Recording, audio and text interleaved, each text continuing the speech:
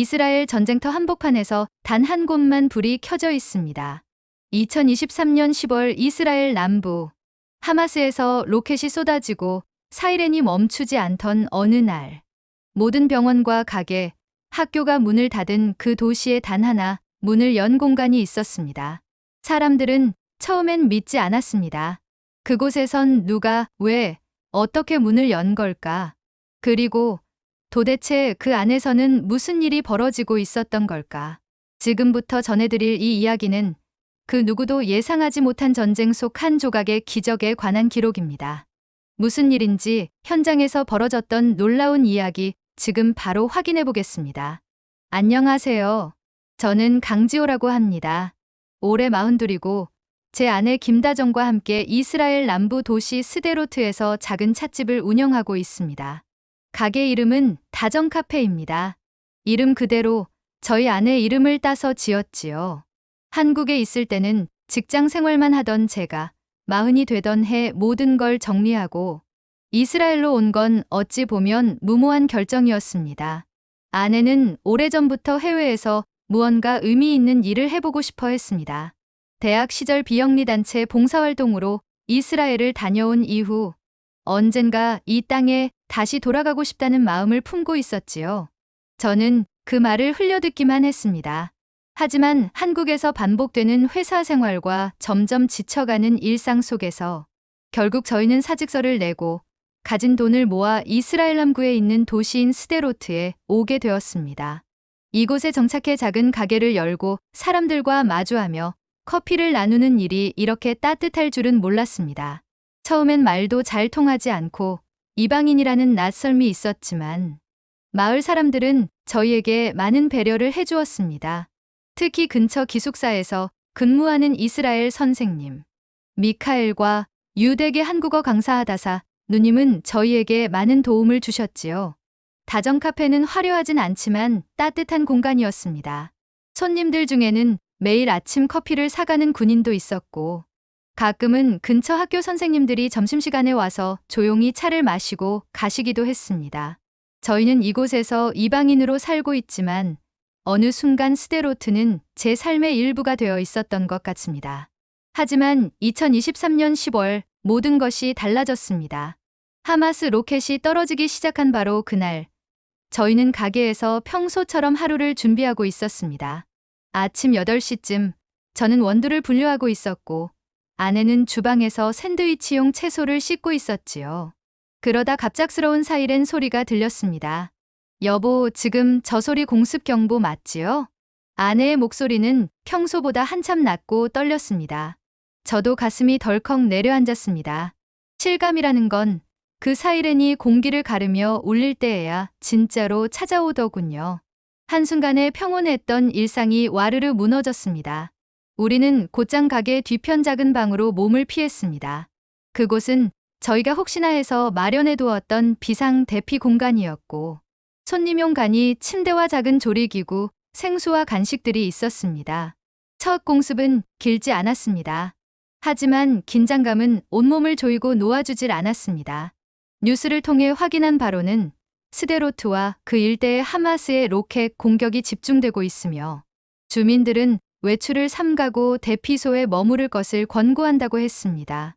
평소 분주하던 거리에는 사람 그림자 하나 보이지 않았고 매일 아침 함께 문을 열던 옆 가게들도 모두 문을 닫았습니다.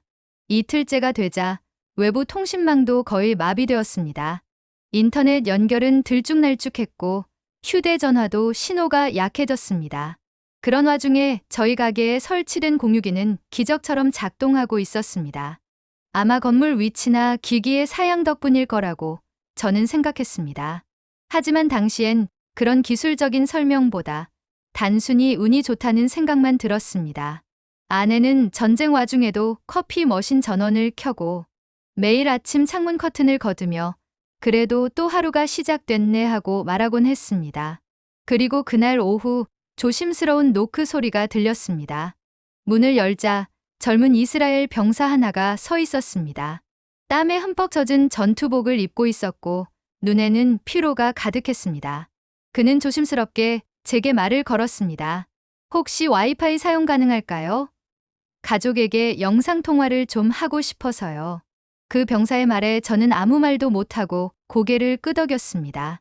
제 뒤에 있던 아내는 말없이 주방으로 들어가 시원한 민트차를 내왔고, 병사는 테이블 한켠에 앉아 휴대폰을 붙들고 가족과 통화를 시작했습니다. 엄마, 나 잘 있어요. 걱정 마시고 여기 아직 괜찮아요. 그 짧은 말 속에는 눈에 보이지 않는 무게가 담겨 있었습니다. 병사는 통화 후 제게 정중하게 고개를 숙이며 말했습니다. 정말 감사합니다. 통신이 다 끊겼는데 여기만 신호가 잡히더라고요. 정말 감사합니다. 그가 나간 후 저와 아내는 한동안 말을 잃었습니다. 창문 너머로 보이는 거리엔 정적만이 가득했습니다. 아내는 한참을 말없이 있다가 조용히 제 손을 잡고 말했습니다. 지호 씨, 다른 사람들도 이런 상황일 거예요. 가족이랑 한마디라도 나누고 싶은 마음 얼마나 간절할까요? 다정 씨, 우리 가게 문 열까? 와이파이라도 쓰게 하자. 제 말에 아내는 아주 잠깐 저를 바라보더니 천천히 고개를 끄덕였습니다. 망설임 속에서도 우리가 해야 할 일을 알고 있다는 듯한 표정이었습니다. 그렇게 저희는 조용히 문을 열었습니다. 테이블 위에 커피는 식고 있었지만 문 밖을 향해 켜둔 와이파이 프리라는 작은 팻말 하나만으로도 의미가 있을 것 같았습니다. 당장 손님이 올 거란 기대도 없었고, 오히려 위험을 자초하는 일일지도 모른다는 생각이 들었지만 그래도 문을 열었습니다. 그리고 그날 이후로 근처 가게들은 문을 닫고 대피했지만 다정 카페는 전쟁 중 유일하게 불이 켜진 장소가 되었습니다. 다정 카페의 불이 꺼지지 않은 지 사흘째 되던 날부터 무언가 조금씩 달라지기 시작했습니다. 처음엔 병사 1명뿐이었지만 그 다음 날부터는 2명, 3명, 그렇게 하나둘씩 사람들이 찾아왔습니다. 그들은 대부분 군복 차림이었고 가끔은 민간인 차림의 여성이나 노인도 있었습니다. 모두 공통된 목적이 있었죠. 와이파이 좀 사용해도 될까요? 저희는 처음처럼 아무 조건 없이 그들을 안으로 들였습니다. 커피를 팔 생각도 돈을 받을 생각도 하지 않았습니다. 오히려 뜨거운 차와 조그마한 비스킷 하나라도 더 챙겨주고 싶은 마음뿐이었죠. 전쟁이라는 상황 속에서도 사람들은 여전히 가족을 찾고 있었고, 다정 카페는 그 소통의 끈을 이어주는 유일한 장소가 되어갔습니다. 어느 날 한 할머니가 들어오셨습니다. 이름은 모르지만 머리에 흰 스카프를 둘러쓴 제 손에 조그마한 쪽지를 쥐고 계셨습니다. 이스라엘 히브리어로 적힌 쪽지에는 누군가의 전화번호와 함께 엄마, 무사하면 꼭 연락 주세요라는 문장이 적혀 있었습니다. 할머니는 그 쪽지를 제게 건네며 떨리는 목소리로 말하셨습니다. 이 번호 연결 좀 해줄 수 있나요? 제 아들이 예루살렘에 있는데. 그 순간 아내는 한치의 망설임도 없이 자신의 휴대폰을 꺼내 들었습니다. 통화 연결음이 짧게 이어졌고 마침내 누군가가 받았습니다. 전화기 너머로 들리는 아들의 목소리에 할머니는 두 손을 입에 얹고 울음을 터뜨렸습니다. 그 광경을 바라보던 병사 하나가 말했습니다. 이곳은 신의 공간이에요. 카페의 테이블은 전쟁의 고요한 쉼터가 되었습니다. 누군가는 연인을 그리워하며 눈시울을 붉혔고, 또 누군가는 웃으며 아이의 영상통화를 바라보았습니다. 서로 다른 언어, 종교, 계급을 가진 사람들이 이 작고 조용한 공간에서 같은 목적을 품고 모였습니다. 연결되고 싶다는 그 하나의 이유로요. 이스라엘 병사들 중엔 저희에게 존경을 표하는 이들도 생겼습니다. 그들은 커피 한 잔을 받아들며 늘 같은 말을 했습니다. 감사합니다. 이 공간은 우리에게 유일한 위로입니다. 그중 한 명, 이름이 라비였던 병사는 자주 찾아와 저희와 많은 이야기를 나누었습니다. 29살, 가족은 하이파에 있고 약혼자가 간호사로 예루살렘에 있다는 이야기를 하며 전쟁이 끝나면 그녀와 조용한 카페를 열고 싶다는 꿈을 이야기하곤 했습니다. 저는 그 말이 어딘가 모르게 저희 부부의 과거를 떠올리게 해 왠지 낯설지 않았습니다. 하루는 라비가 다정 카페에 붙일 간판을 손에 들고 왔습니다. 두꺼운 나무판의 붓으로 꾹꾹 눌러 쓴 글씨. 카페 티크바, 희망의 카페. 티크바는 히브리어로 희망이라는 뜻이었습니다. 저는 그 순간 왠지 모르게 눈물이 날 뻔했습니다. 이 카페가 단지 와이파이가 잡히는 장소를 넘어서 사람들에게 희망이 되고 있다는 사실이 말이지요. 그날 밤 저는 아내와 함께 간판을 달았습니다. 거리에는 여전히 공습의 그림자가 짙게 드리워져 있었지만 간판에 반사된 조명이 무언가 작은 별빛처럼 느껴졌습니다. 그리고 다음 날 이스라엘 한 지역 방송국에서 기자 한 명이 저희 가게를 찾아왔습니다. 그는 말했습니다. 이곳이 지금 이 도시에서 유일하게 문을 연 공간이라고 들었습니다. 이 전쟁 속에서 사람들에게 위로를 주는 특별한 카페라고요. 그 말에 고개를 숙일 수밖에 없었습니다. 사실 누군가를 위로하려고 시작한 건 아니었으니까요. 그저 가족과 통화하고 싶다는 한 병사의 말 한마디에 문을 연 것이 시작이었으니까요.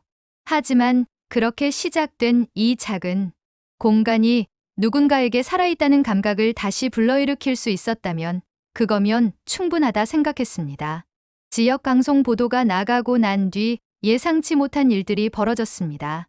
방송을 본 사람들 중 일부는 감동을 받았다며 응원의 메시지를 보내왔고 현지 자원봉사자들이 카페에 직접 와서 간식과 물품을 나눠주기도 했습니다. 어떤 이는 손편지와 함께 작은 양초를 놓고 가기도 했고 근처 주택에서 사는 중년 부부는 혹시 전쟁이 길어지면 식료품 나눔을 함께 하자며 연락처를 남기고 갔습니다. 카페는 단순히 와이파이를 제공하는 공간을 넘어 사람들의 마음이 모이는 공간이 되어가고 있었습니다. 하지만 동시에 누군가에겐 이 희망의 카페가 불편하게 느껴졌던 모양입니다. 방송이 나간 이틀 뒤 평소보다 이른 시간에 문을 연 저희는 대문 앞에 붙어 있는 쪽지를 보고 멈춰섰습니다. 종이에는 히브리어로 짧은 문장이 적혀 있었습니다. 이곳은 위험을 끌어들이고 있다. 닫아라. 글씨는 정갈했지만 문장은 위협적으로 다가왔습니다. 저는 한동안 쪽지를 들여다보다가 아내에게 말했습니다. 여보, 이거 누가 붙였을까요? 아내는 말없이 제 손에서 종이를 받아들었습니다. 그리고 한참을 가만히 바라보다가 뭔가를 생각하는 듯 천천히 고개를 숙였습니다. 그날 아침 평소처럼 문을 열었지만 가게 안의 공기는 어딘가 무겁게 가라앉아 있었습니다. 익숙하던 병사들이 나타나지 않았고 자주 오던 주민들도 보이지 않았습니다. 커피 향은 났지만 의자들은 텅 비어 있었고 창밖거리도 쥐죽은 듯 조용했습니다. 오후가 되자 문이 조심스럽게 열렸습니다. 병사 셋이 들어왔고 그중 한 명은 라비였습니다. 그는 저희를 보자마자 작은 웃음을 지으며 고개를 숙였습니다. 혹시 쪽지 보셨어요? 네, 봤어요. 무슨 뜻인지 알고 있어요? 네, 알고 있어요. 내부에선 일부 군상부에서 카페에 모이는 걸 자제하라는 지침이 내려온 것 같습니다. 테러 가능성 때문입니다. 방송을 통해 알려지면서 이곳에 집중되는 병력의 동선이 노출됐다고요. 라비의 말은 충격이었습니다. 저희가 의도한 건 아니었지만 알려짐으로 인해 이 공간이 누군가에게 표적이 될 수도 있다는 사실이 실감났습니다. 실제로 다음 날 새벽 가게 근처에서 작은 폭발음이 났습니다. 쓰레기통 근처였고 큰 피해는 없었지만 경찰과 군인들이 출동해 일대를 봉쇄했습니다. 누군가는 장난일 수도 있다 했지만 모두가 긴장했고 카페 안에도 무거운 침묵이 내려앉았습니다. 그날 밤 아내는 주방에서 나올 생각을 하지 않았습니다. 조용한 공기 속에서 커피 머신의 미세한 진동 소리만 들릴 뿐이었습니다. 평소라면 한 잔의 차를 준비하며 손님들을 맞을 그녀가 조용히 벽만 바라보고 있는 모습에 저도 무슨 말을 해야 할지 몰랐습니다. 여보, 이제 문을 닫는 게 맞을까요? 제 말에 아내는 천천히 고개를 들고 제게 시선을 고정했습니다. 그러곤 담담히 말했습니다. 지호 씨, 우리가 문을 닫는다면 여기에 모인 사람들 마음도 다칠 거예요. 나도 무섭지만 지금까지 여기 찾아온 사람들 얼굴이 자꾸 떠올라요. 그 병사들, 할머니, 라비, 우리가 문 닫는 걸 그들이 어떻게 받아들일까요? 그 말에 저는 말문이 막혔습니다. 아내의 말은 맞았습니다. 우리가 지금까지 이어온 일은 단순히 공간을 제공한 것이 아니라 사람들의 마음을 이어온 일이었습니다. 그 밤 우리는 가게 불을 끄지 않았습니다. 문은 잠갔지만 간판 조명은 켜두었고 커피 머신의 전원도 그대로 두었습니다. 마치 누군가 언제든 다시 찾아올 수 있도록 말이지요. 그리고 다음 날 아침, 문을 열자마자 누군가 헐레벌떡 달려왔습니다. 피곤과 긴장에 젖은 얼굴의 젊은 남자였습니다. 숨을 헐떡이며 말했습니다. 여기 아직도 문 열어요? 아버지랑 어젯밤부터 연락이 안 돼요. 혹시 와이파이 좀. 저는 말없이 그를 안으로 들였고 아내는 조용히 휴대폰 충전기를 꺼내 건넸습니다. 그는 와이파이를 연결하자마자 메시지 알림이 눈처럼 쏟아졌고 잠시 후 영상통화가 연결됐습니다. 통화기 너머로 들려오는 아버지의 목소리에 그는 말없이 고개를 떨군 채 어깨를 떨고 있었습니다. 말은 없었지만 그 순간의 울컥한 감정이 가게 안을 채웠습니다. 그 모습을 보며 저는 알 수 없는 감정이 북받쳐 올랐습니다. 위협과 두려움 속에서도 이 작은 공간이 누군가에게는 마지막 희망이 될 수 있다는 것. 그 단순하고도 분명한 진실 하나가 우리를 다시 일으켜 세웠습니다. 그날 이후 다시 사람들은 조심스럽게 문을 열고 들어왔습니다. 그들의 얼굴엔 여전히 경계심이 있었지만 동시에 희미한 안도감도 엿보였습니다. 누군가는 커피 대신 벽에 작은 종이 쪽지를 붙이고 갔습니다. 쪽지에는 이렇게 적혀 있었습니다. 전쟁은 계속되지만 여긴 멈추지 않기를. 그 문장을 바라보며 저는 확신했습니다. 우리가 문을 연 이유는 결코 헛된 것이 아니었다는 것을요. 전쟁은 여전히 끝나지 않았습니다. 다정카페 주변으로 공습 경보가 멈춘 날은 손에 꼽을 정도였고 거리의 건물들은 하나둘씩 셔터를 내린 채 굳게 닫혀 있었습니다. 하지만 저희 카페만은 매일 아침 똑같은 시간에 불이 켜졌고 문이 열렸습니다. 때론 사람의 발자국이 들리지 않는 날도 있었고 테이블이 몇 날 며칠 비어있던 적도 있었지만 우리는 계속 문을 열었습니다. 한 달이 흘렀을 무렵 다시 카페를 찾은 얼굴들 중에는 낯익은 이들이 하나둘 보였습니다. 오랜만에 들른 라비는 한 손에 따뜻한 빵 한 봉지를 들고 왔고 처음엔 말이 없던 병사들도 이제는 문을 열며 익숙하게 인사를 건넸습니다. 사람들은 전보다 조용했고 웃음소리도 작아졌지만 가게 안에는 알 수 없는 평온함이 머물러 있었습니다. 하루는 아내가 조심스레 말했습니다. 여보, 이대로 계속할 수 있을까요? 그 말은 단순한 피로에서 비롯된 질문이 아니었습니다. 카페 운영비는 점점 바닥을 드러내고 있었고 물류는 끊긴 지 오래였습니다. 원두와 차식은 한국에서 온 지인을 통해 간신히 공급받고 있었지만 그것도 한계가 다가오고 있었죠. 저 역시 가끔은 무력감을 느끼고 있었고요. 그날 밤 우리는 긴 대화를 나눴습니다. 아내는 가만히 손바닥을 뒤집어 보이며 말했습니다. 손끝이 좀 갈라졌어요. 커피 내리면서도 자꾸 피가 나요. 그녀의 목소리는 여전히 부드러웠지만 피로와 긴장이 켜켜이 쌓여 있었습니다. 저는 아내의 손을 감싸며 말했습니다. 우리 잠시 쉴 수는 있어도 멈추진 않을 거예요. 그렇죠? 그 말에 아내는 말없이 고개를 끄덕였습니다. 그리고 바로 그 다음 날 뜻밖의 일이 벌어졌습니다. 그날 오후 카페에 낯선 얼굴의 청년이 들어왔습니다. 그는 말없이 백팩에서 얇은 상자를 꺼내더니 테이블에 내려놓았습니다. 그 안에는 작은 송신기가 들어있었고 와이파이 증폭기라며 스스로 통신장비 관련 기술자라고 소개했습니다. 이름은 요나탄, 원래 텔아비브에서 IT 스타트업에 있던 청년이었지만 가족이 이곳에 피신해 있으면서 다정카페 소문을 듣고 일부러 찾아온 것이었습니다. 이 장비면 여기 통신망이 좀 더 안정될 거예요. 뉴스에서 이곳 얘기를 듣고 그냥 가만히 있을 수가 없었어요. 그 청년의 방문 이후 카페는 다시 숨을 쉬기 시작했습니다. 조금 더 안정적인 연결 덕분에 병사들과 시민들은 각자의 안부를 나눌 수 있었고 어떤 날은 이곳에서 생일 축하 영상통화가 이루어지기도 했습니다. 아이의 목소리를 듣고 울음을 터뜨린 병사의 모습에 가게 안에 있던 모든 이들이 잠시 말없이 고개를 숙였습니다. 어느 날 한 여인이 조용히 들어와 제 손에 작은 종이봉투 하나를 쥐어주고 갔습니다. 열어보니 봉투 안에는 빳빳한 지폐 몇 장과 짧은 메모가 들어 있었습니다. 제가 할 수 있는 유일한 응원입니다. 커피 한 잔의 따뜻함이 더 많은 이들에게 전해지길 바랍니다. 시간이 흐르며 카페 한 켠엔 사람들이 붙여놓고 간 메모들이 쌓이기 시작했습니다. 살아있다는 느낌을 줘서 고맙습니다.